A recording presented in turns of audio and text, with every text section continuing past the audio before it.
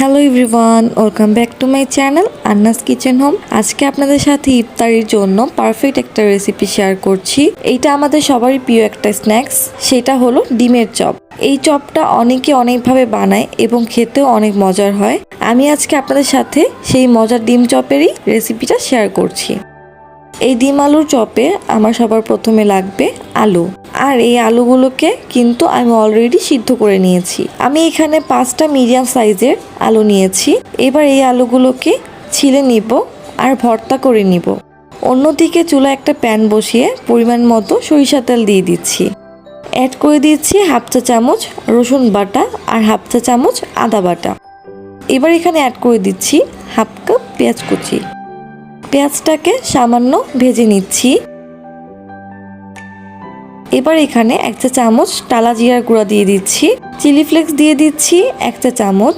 এবার অ্যাড করে দিচ্ছি 4 থেকে 5টা কাঁচামরিচ। ধনেপাতা অ্যাড করে দিচ্ছি 2 টেবিল চামচ। এবার চুলার হিটটাকে মিডিয়ামে রেখে এই মশলাগুলোকে প্রায় মিনিট খানিকের মতো ভুনে নিতে হবে। এই ডিম চপ বানাতে এই মশলাগুলোকে তেলের মধ্যে ভালো করে ভুনে নিয়ে ব্যবহার করতে হবে, কারণ কাঁচা মশলা ব্যবহার করলে ডিমের চপগুলোকে অনেকদিন সংরক্ষণ করা যাবে না। আর এই মশলাগুলোকে যদি অনেকক্ষণ ভুনে নেওয়া যায় তাহলে এই ডিম চপগুলো অনেকদিন সংরক্ষণ করা যাবে। অ্যাড করে দিয়েছি স্বাদমতো লবণ। ভুনে নেওয়া হয়ে গেছে। এবার আগের থেকে আলু ভর্তা দিয়ে দিচ্ছি।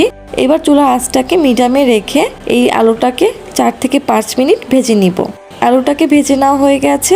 এবার একটা বাটিতে নিয়ে নিচ্ছি। এবার ডিম চপটাকে বানানোর পালা। ডিম চপের বাহিরের কোটিং করার জন্য আমি এখানে একটা ডিম ফেটিয়ে নিচ্ছি।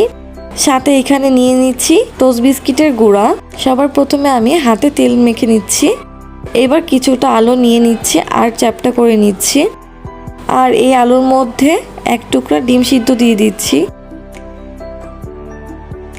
এবার ডিমের মধ্যে ডিপ করে নিচ্ছি। তারপর চপটাকে টোস্ট বিস্কিটের গুঁড়ার মধ্যে গড়িয়ে নিচ্ছি। এই চপটাকে আমি ডাবল কোটিং করব, এতে করে চপটার বাইন্ডিংটা ভালো হবে আর চপটা ভেঙেও যাবে না।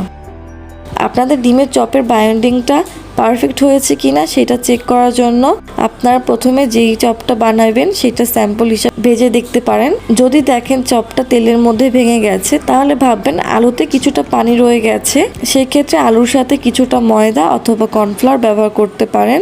তো আপনারা দেখতেই পারছেন যে আমার বানানো চপটা কিন্তু পারফেক্ট হয়েছে। সো আমি এখানে অতিরিক্ত কিছু অ্যাড করব না।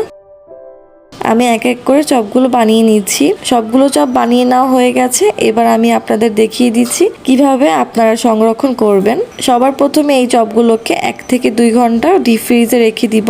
ঘন্টাখানিক পর চপগুলো যখন শক্ত হয়ে যাবে তখন আমি চপগুলোকে ফ্রিজ থেকে নামিয়ে নিচ্ছি। এবার একটা বক্সে ডিম চপগুলো সংরক্ষণ করতে হবে। এবার চপের মাঝখানে বেকিং পেপার অথবা কিচেন টিস্যু ব্যবহার করতে পারেন। এবার এই ডিম চপগুলোকে 1 থেকে 2 মাসের জন্য সংরক্ষণ করতে পারেন। এবার আমি ডিম চপগুলোকে ভেজে দেখাচ্ছি। একটা প্যানে পর্যাপ্ত পরিমাণ তেল গরম করতে দিয়েছি। তেলটা যখন খুব বেশি গরম হবে তখন আমি চপগুলো দিয়ে দিচ্ছি। আর ভাজার সময় কিন্তু ফ্রিজ থেকে নামিয়ে নরমাল করার কোনো দরকার নেই। ফ্রিজ থেকে নামানোর সাথে সাথেই ভেজে নিতে হবে। খেয়াল রাখবেন আপনারা কিন্তু একসাথে সবগুলো চপ ভাজতে যাবেন না, যেহেতু এই চপটার সবকিছু আগে থেকে কুক করা আছে, সেই জন্য চপগুলোকে বেশি কুক করার কোনো দরকার নেই। চপের বাইরে যখন আপনাদের পছন্দ মতো কালার চলে আসবে তখন আপনারা তেল থেকে তুলে নিতে পারেন। সো ডিম আলু চপটা কিন্তু ডান। এবার আমি গরম গরম সার্ভ করছি। আমি আশা করছি রোজা ইফতারিতে আপনারা ট্রাই করবেন। যদি আজকের রেসিপিটি আমার ভালো লেগে থাকে তাহলে প্লিজ আমার চ্যানেলটি সাবস্ক্রাইব করবেন। আর যারা আগের থেকে সাবস্ক্রাইব করে রেখেছেন তাদেরকে অসংখ্য ধন্যবাদ। আজকের মতো বিদায় নিচ্ছি। সবাই ভালো থাকবেন।